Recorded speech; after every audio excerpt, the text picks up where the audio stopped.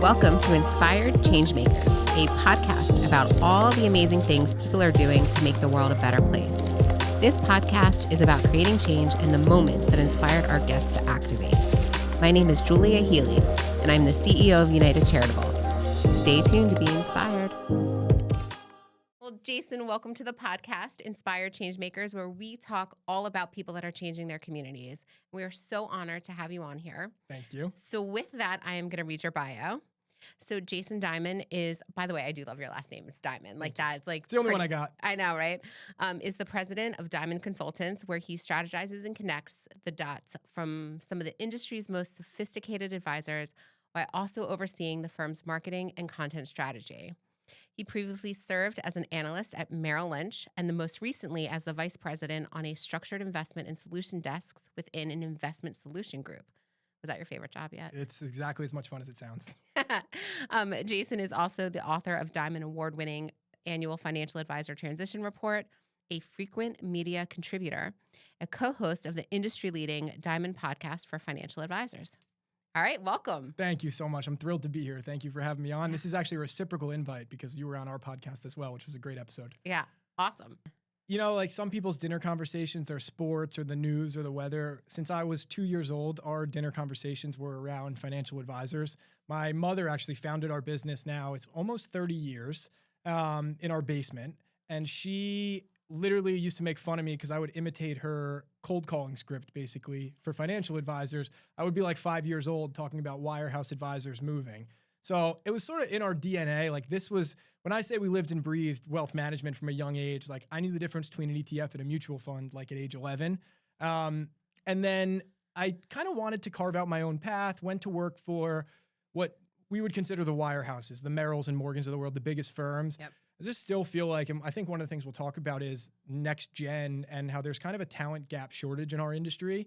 And so part of that conversation is around the wirehouses. The big firms still have the best training programs, in my opinion anyway. Like the smaller firms have a lot of things they do great, but training programs and cultivating next gen talent, just not one of those things in my mind. So got a really good background in the capital markets, and then came to work for our family business, and now lucky enough to run the business with my brother, actually. So we are our own next gen kind of success story. Yeah. And our business is, we do one thing and one thing only, as you said, which is we educate financial advisors and we help them to live their best business life.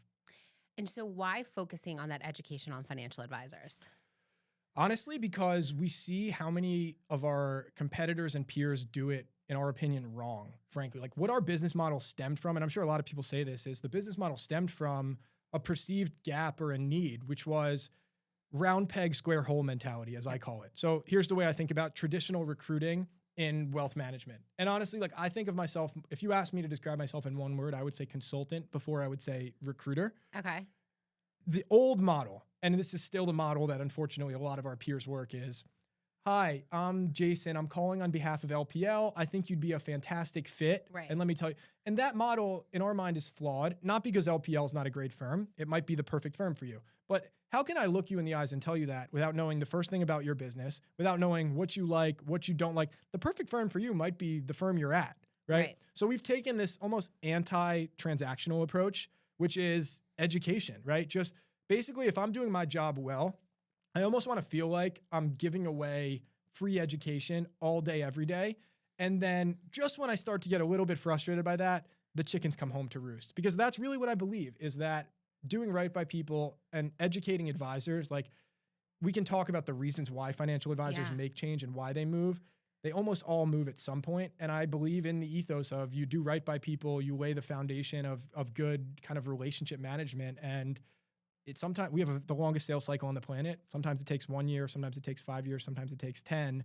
But I oftentimes get calls from advisors that I haven't spoken with in a number of years where they say, you know, I remembered you said something really smart and you talked me into staying actually. And now I think I'm ready to explore change. Yeah. Well, I think it's interesting because of the financial advisors sometimes can get a bad rap. And I will say this, right? With you're sick, you go to the doctors, right? Like even if you need personal training, you go to a trainer, but people are very uncomfortable talking about their money to people. Yeah.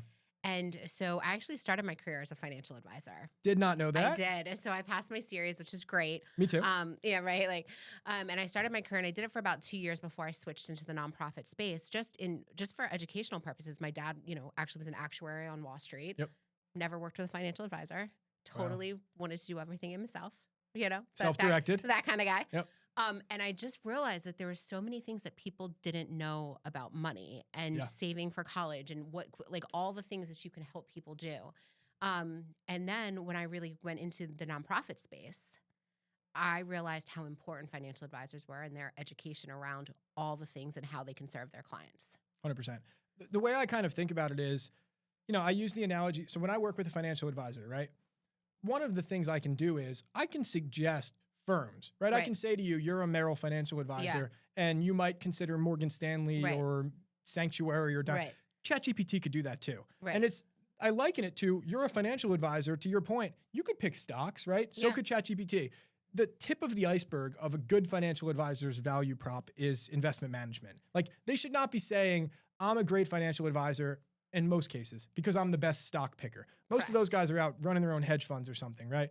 The value comes in all of the other basically relationship-driven areas. And to me, it's like, if my relationship with you as my prospective candidate, a financial advisor, starts with, let me sell you on LPL, I feel like I've lost your trust right out of the gates because you're not going to be able to hear anything from me to the contrary, right? Everything you're going to hear from me is going to be basically a sales pitch for your current firm is bad and you should move to firm X. Right. But why do you think the education around what do you think, I guess my question really is, what do you think separates some of the bigger firms, the transactional firms versus the RIAs that you really support?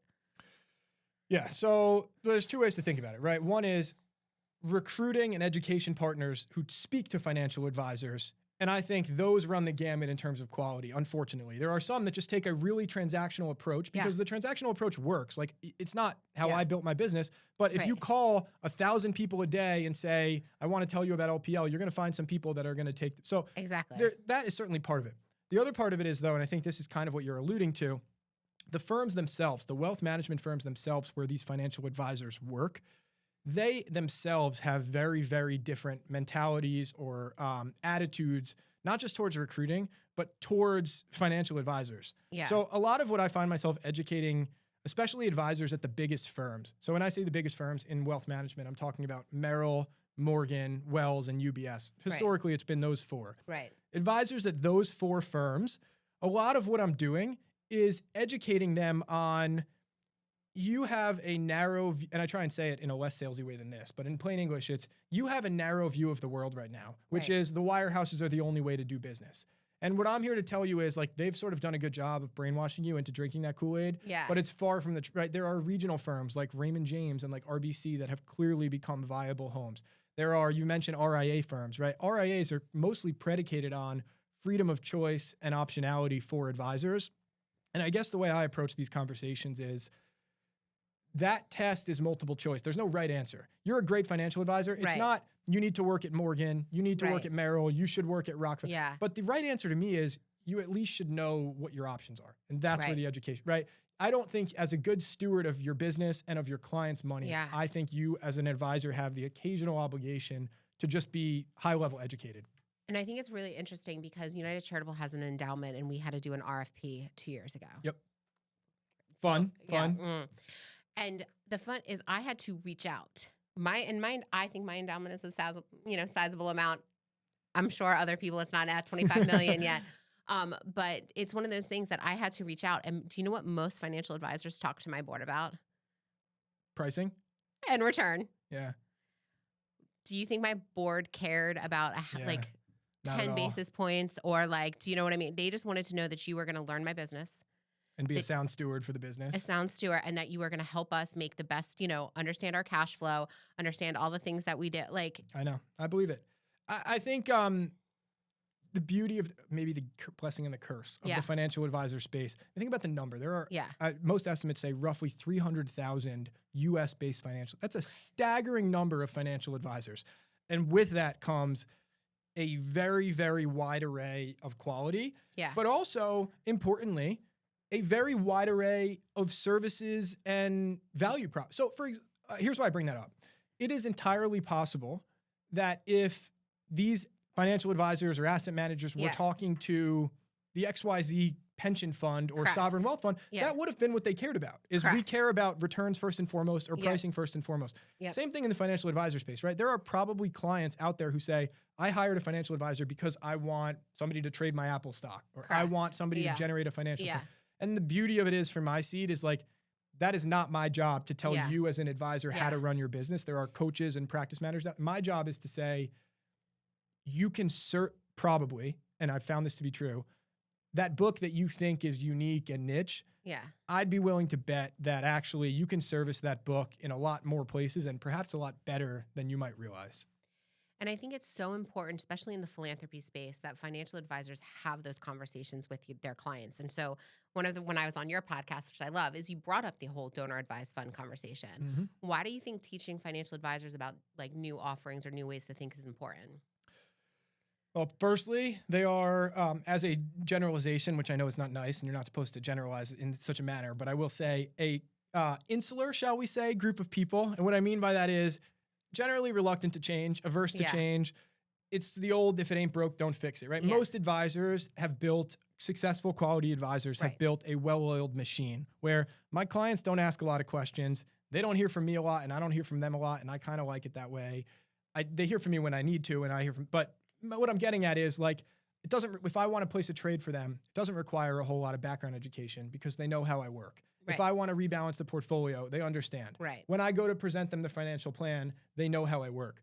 So I think the thought of upending that is scary in some ways, or at least is not appealing in some ways, because it's like, well, I'm growing 5% a year, right? Why do I need to? Right. I'll tell you where it comes in, where we see people adapt, or is either you're not growing, right? You're no longer able to hit those growth numbers that you used to. And then it's like, well, maybe that if it ain't broke, don't fix it is no longer true. Like maybe what the world is Right. telling you is it's a little bit broke. Yeah. And you need to look at new tools like donor advised funds.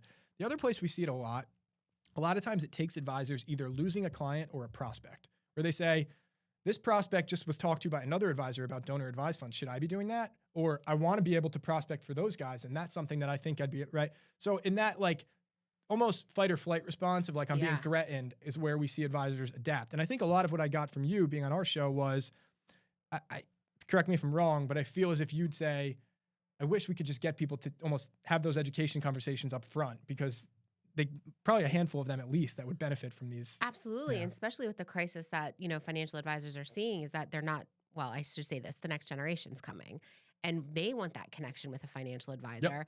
The donor advised fund is a perfect place to start educating on the family legacy. How do you recommend a grant? How much money are we going to allocate towards it? It's a perfect tool. Yep. So we really see, and all the statistics are out there. After you talk to your husband or wife, the number 2 person you speak to about philanthropy is your financial advisor. It makes sense. It's who it should be. I mean, that's what they would want. Right. Yeah. And most of the time, financial advisors answer with this: checkbook philanthropy. Oh, just donate this for your taxes, or go check with your CPA and see how much it would make sense. There's no of the conversation of like, how can we build charitable wealth? Yep. And why is it so important to build charitable wealth? And I mean, $30 billion went into donor advised funds last year. Well, that's like the, oh, by the way of it all. It's like more went it into works, and donor advised funds than 529 plans. and as an asset gathering tool, I mean, you and I have both seen this work. The other thing is, we use the term table stakes a lot, which is, in my view anyways, these days, I think there are 3 table stakes. So meaning like if you're a financial advisor firm, a wealth management firm, there's 3 things that you better not say is your differentiator unless you're like amazing at it. Right. Technology, Yeah. product, Yeah. and then like asset custody, Yeah. right? So what I'm getting at is, and financial planning, maybe we'll add to that list, is Yeah. every firm should be able to do financial planning. If all of those things are table stakes, then finding more and more ways to differentiate should be what every advisor's after. And a lot of these firms, especially the bigger firms, they offer things like donor advised funds. Like they offer really compelling, easy, people like you that make this like quite literally spoon fed. Yeah. So it's almost like you're kind of paying for some of those bells and whistles by virtue of affiliating with a Morgan Stanley or a Merrill to begin with. You're probably doing yourself a disservice by continuing to, And I also then see that a lot of people don't think they have enough to work with a financial advisor, or they don't. Client-wise. Yeah, client-wise. And I think it's so interesting that when do you think financial advisors really or when should they start meeting with clients or helping them build? Like, or do you pick your financial advisor? Do clients pick it based on the stage of their life, or how does that work? I'd like to thank United Charitable for sponsoring today's Inspired Changemakers podcast. United Charitable is a national nonprofit that focuses on guiding you on your charitable journey. Whether you like to simply streamline your giving or you like to create your own charitable initiative, United Charitable has the knowledge and resources to support you. If you'd like to learn more, check out the link in our bio. So I think the number one thing with a financial advisor is the role is largely therapist or relationship manager. So like the personality fit, right? Yeah.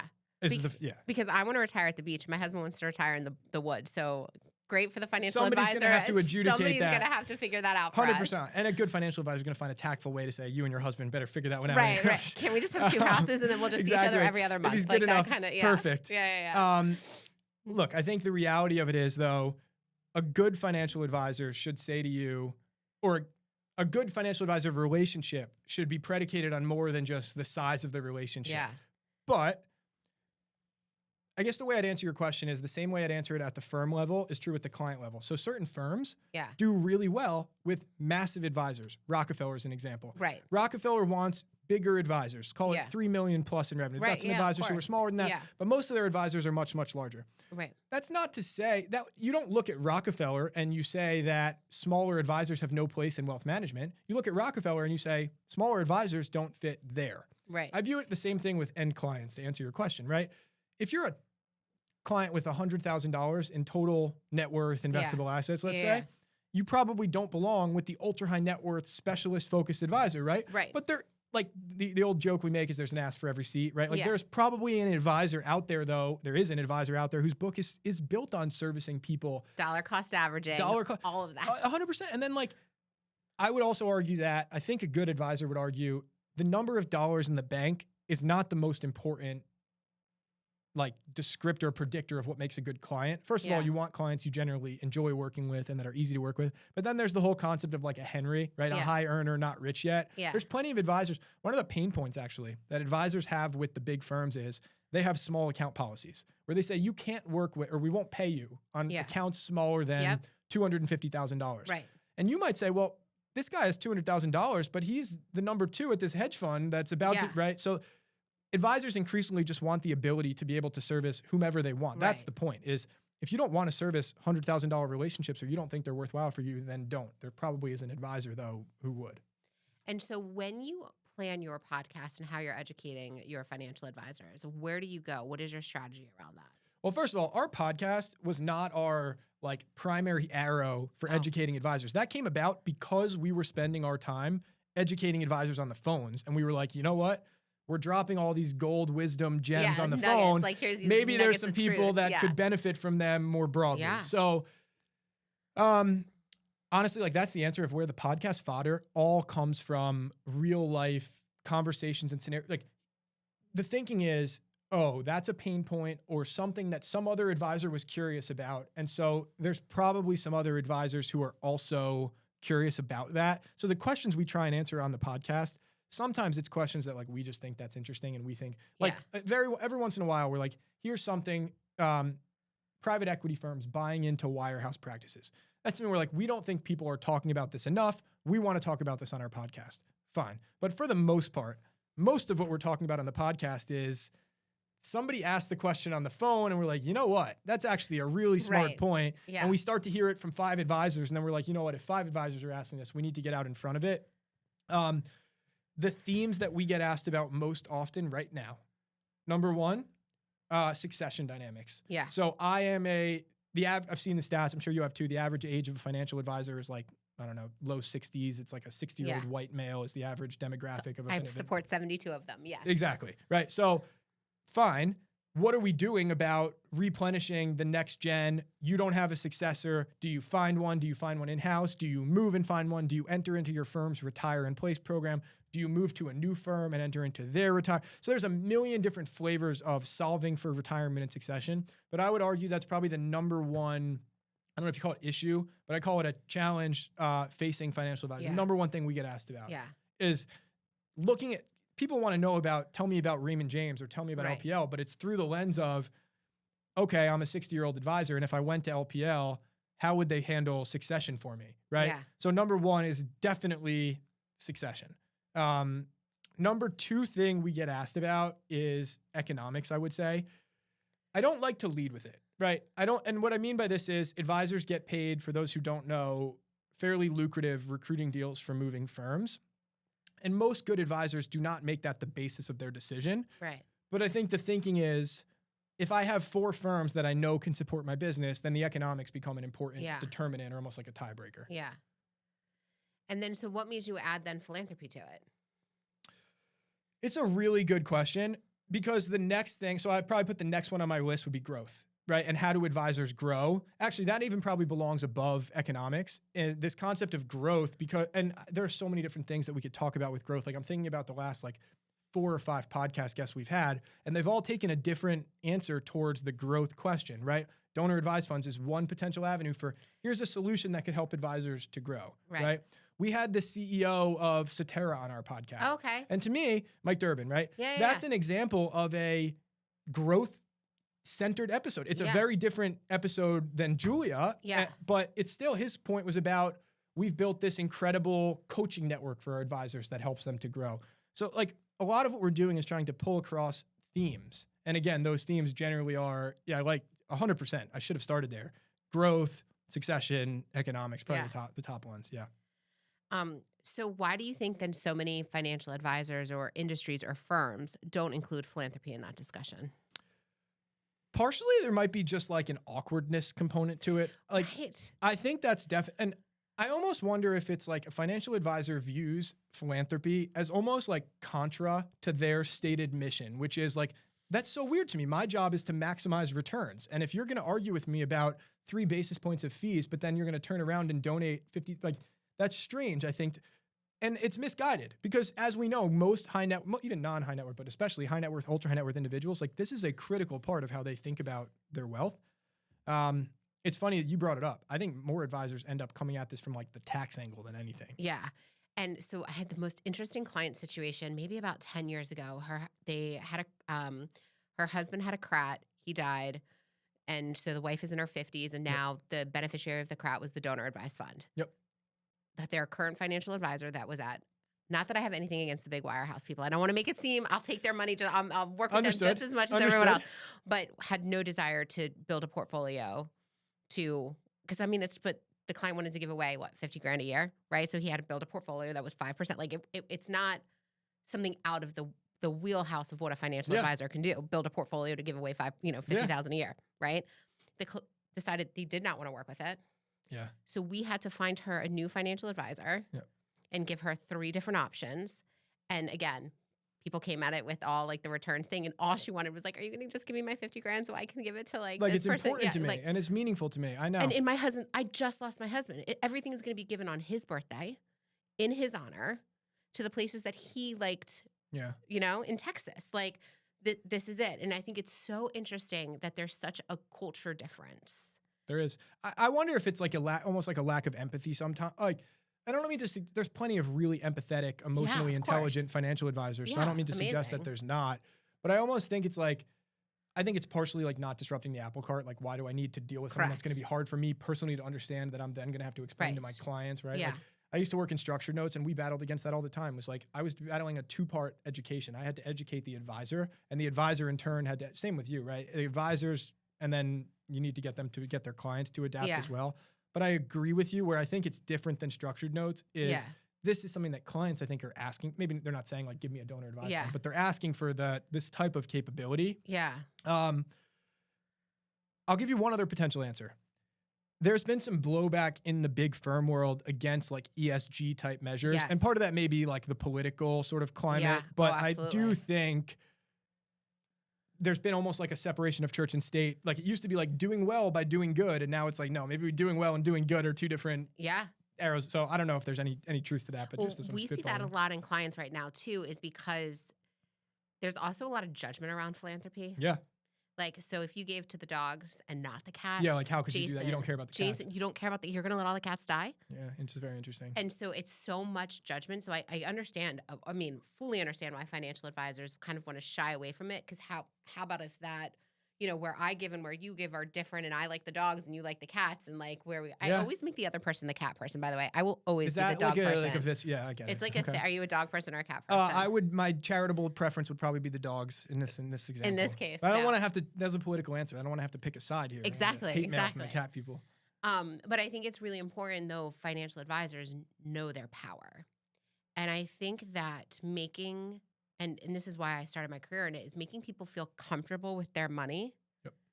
Like I see my parents struggling with it now. They don't want to spend they're retired, but they don't want to spend their money because they're terrified that they're going to outlive it. Yep. And their financial is like, no, you have they're actually called RMD. Like you have to, do you know what I mean? Like you required minimum distributions. Required. This R is not optional. Yeah. But so I think it's amazing that you really have chosen to educate financial advisors and bring up topics that they normally, what is most surprised you on the podcast? Or just in your firm in general? In our conversations with advisors and educating advisors, well, one thing I'd say is things that we consider like almost table stakes or like obvious. Mm-hmm. A lot of advisors don't necessarily know. Like, I'm oftentimes almost astounded that an advisor who spends their entire career in wealth management working at the big firms, they don't realize that an RIA exists and can still do SMA business. So like part of it is just how much, I guess not to be self-serving, but how much the education is needed. Like it's a worthwhile mission. Yeah. It's not like I feel like I'm having conversations with advisors and they're like, yeah, tell me something I don't know. Yeah. Like in fact, the ones when you get the tell me something I don't know is when you pitch a firm. When you're like, I want to talk to you about Morgan Stanley. They're like, I know Morgan. But when I pick an education topic that's rooted in something I can tell they're curious about, they're hungry for it. That is definitely one of my big takeaways is like people want this education. Yeah. And people are shocked by it because they're so used to the transactional sale. So I think one of the most empowering, like conversation opening things I do, and I do this every day. So I'll be lucky enough to get somebody on the phone, either cold call, somebody calls me on the podcast, whatever it is. And I'll start asking them about their business and they'll start telling me about it. And they're always guarded at first. And they're like, like it's a pretty good place. I do well. I make $3 million, like whatever it is. Yeah. And then instead of being like, let me tell you about LPL, I'll say, so then why are we talking? Like, it sounds like you got a good thing going. Yeah. Right? Like talk them into staying. Yeah. And it's so like disarming. And they're almost always then like, no. Even though I said it wasn't so bad, here's all the reasons why it's actually. So that signifies to me that these guys are getting 100 calls, but they're all of the first ilk. Very few people are doing like the genuine, and I would call it selfless education. It's not selfless in the sense that like, we run a business, right? My goal is ultimately to get advisors to move firms because that's how I'm paid. But I'm able to be completely patient, not salesy, and not pressuring in that pursuit because of what I said first, which is that all advisors have too good of a reason to not consider this at some point, right? They all come back to roost eventually. And, there's two things that we saw specifically this year with the financial advisors kind of moving. And again, as I told you, I support the same demographic, right, that we've already discussed. But adding two things to their portfolio that I've been really, really fun to play with was real estate, having people donate real estate into the donor advised fund, like the investment property, and then awesome. And then we sell it. So you donate it to us, you get that full tax deduction on the fair market value. So I love when financial advisors go into new things because it benefits the people around them. And the second thing is we've had more corporate donor advised funds than I've ever had before. Like right now, this year has been a huge uptick for us in corporations. So, and when these companies have funds, they need a financial advisor to management, especially if they're doing anything where they're going to give away $50,000 a year, whatever it may be. And so it's really funny because they usually, what financial advisor they go to?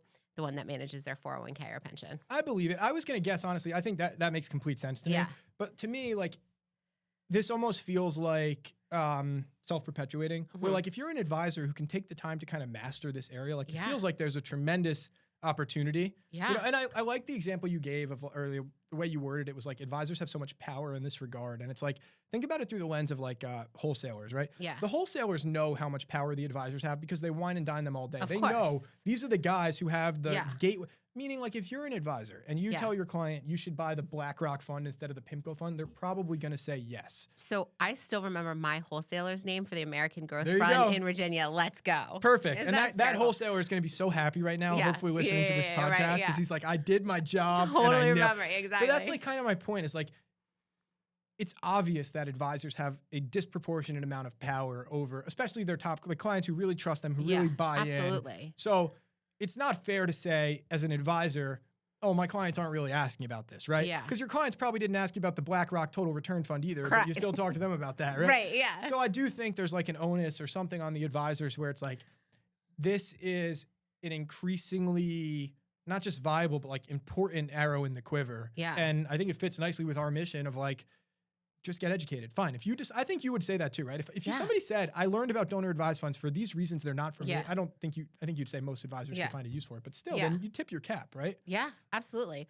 And the other reason, and the other thing that I think is very interesting is, so we've gotten 2 clients this year specifically that are like G2. So like the Generation 1 had that private foundation and they wanted to have that private foundation and the board meetings and they wanted to do all this stuff. Generation 2 has no interest in running a private foundation. They're not getting paid from it. It's not being used. It wasn't in the way. Soulful. It wasn't the way. They just want to send some money out each year. They're all very successful in their own right, you know. And so we see the donor advised fund replacing that private foundation as well. Interesting. And what size, out of curiosity, like as you think about so it would help me to potentially make referrals and introductions. What's the typical size you would say of a engagement? Like when you talk about some of these corporate donor, are you talking about Fortune 500 companies or are you talking more middle market type stuff? Middle market. Okay. So like I'll say my average donor advised fund size is about 200,000. Okay. But do I have clients that are in the 10 million place? Yes. And do I have clients that are in, my minimum is 25,000. Do I help build my clients? Absolutely. Yep. So I think it's in that space of, you know, where you want to give and what your goals are. But it's really interesting to me though, that the power of the financial advisor in almost every transaction that I do. In everything related to money, I would go so far. Like even real estate, if you think about it, like somebody buying a house, right? Like they're probably your second call. You know, like people will call their spouse, like maybe there's one other, but like for the most part, anything related to a big ticket money decision, they're one of the first people you call. And as such, they have the power to, especially again, for your clients who are really bought in, who you know, and advisors know who those clients are, right? Of Course. And it's really interesting because the amount of clients that I have, not financial advisors, I mean, they're like my clients as well, but the donors that I have, every single one of them speak about their financial advisor like they have brought them gold. Interesting. So they actually are viewing it as like a value add that their financial advisors can do. And a lot of the time, the reasons they switch to them is because of the charitable acts. Like they wanted to speak to somebody. That was my point about table stakes, right? Is like, you're not going to be able to say, oh, I'm the guy who does financial planning. Yeah. You and every other 299,999 financial advisors do financial planning, but they don't all do donor advised funds and they don't all, right? Like those differentiated, like I genuinely believe that the more you can sort of delve into the ancillary, and I say ancillary not because I don't believe it's important. I just mean like, it's not something an advisor might think of as the core bundle. Yeah, exactly. I believe that's critical. And I think that's the next like frontier. Like as you think about the next 10 years, what makes a good RIA versus a bad one? Yeah. Like, especially as there's so much acquisition and M&A, to me, it's how do you differentiate? Like, And that has been interesting for me just as like in a business perspective, because what'll happen is my little RIA sold. And now FL Putnam and here's this and all of these and Asset Mark and like all of these places. And I'm like, oh, I wonder if the culture in there really supports the charitable giving and the donor advice. What have you found? It has. Good. I would almost think in some ways more so because they know they have more like scrutiny and eyeballs and it's more sort of institutionalized than some of these bigger. And then they've asked us to come in and do educational training. That's amazing. And I'm like, oh, this is something that is like soaking up. So you've actually had like almost like the smaller opportunity, then they get acquired or something, and you're able to get that's a great way to network. And so, but I think it's interesting because when you talk about, you know, even philanthropy, and when I speak to my athletes client, you know, where we get most of our athletes from? Advisors and agents. Those are the two people, and they work together. Yes, always. And CPAs probably too to some extent. Yeah. Yeah, I wish they understood the like a little bit. I think again though that's almost like intentional. Like they don't want to understand everyone. Like we speak to advisors all the time, and it's like it's almost an auto punt of like anytime you mention the T word, it's like oh talk to your CPA. Yeah. It's so funny. And so I tried to. You're gonna laugh, but I tried to do like a joint event this year with like one of our CPAs and one of our financial advisors. I think from Northwestern Mutual, and it was just so funny because they were very like a tax question came and she was completely competent to answer the question, but it was like a. She did the old pounder it like tag team, like wrestling old days, like tag team, you know, so like funny. It's so funny. But I really love the financial advisors and talking about this that do have that team of people, that CPAs that were like of that they know can really serve 100%. their clients. 100%. One way to think about the teaming concept you're talking about is, I'll give you 2 examples. First of all, the private banks. So think like JP Morgan, right? The biggest private bank on the street. This is what their model is like, we've got the relationship manager, but we've also got the investment manager. We've got the tax guy. We've got the donor advisor, or like trust and estate, tax, right? Private banks, one example. One other example I think you can use like in this like kind of space is, maybe 2 other examples. One is RIAs. There are some RIAs that have built a value prop on partnering with, I don't think it's necessarily, not yet anyway, like philanthropy type opportunities, but there are certainly RIAs that are like CPA referral predicated or attorney referral predicated. That's kind of where my head went. Yeah, something similar. Yeah, no. And that's what I'm seeing more too. And I just love it. And I love that you brought up the conversation of philanthropy. And because I think that there's not as many people talking to financial advisors about philanthropy. So thank you for being an advocate in our space. I'm going to keep, honestly, like now I've kind of made it my personal mission here where I'm more interested and more educated on it, even from my couple of conversations. So I'll keep being an advocate, I promise. Awesome. Well, thank you so much for being on the podcast today. It was absolutely so much fun.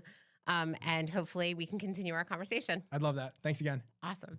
I would like to thank Athletes Charitable for sponsoring today's Inspired Changemakers podcast. Athletes Charitable offers a concierge membership service that provides the tools and resources to build a legacy through service.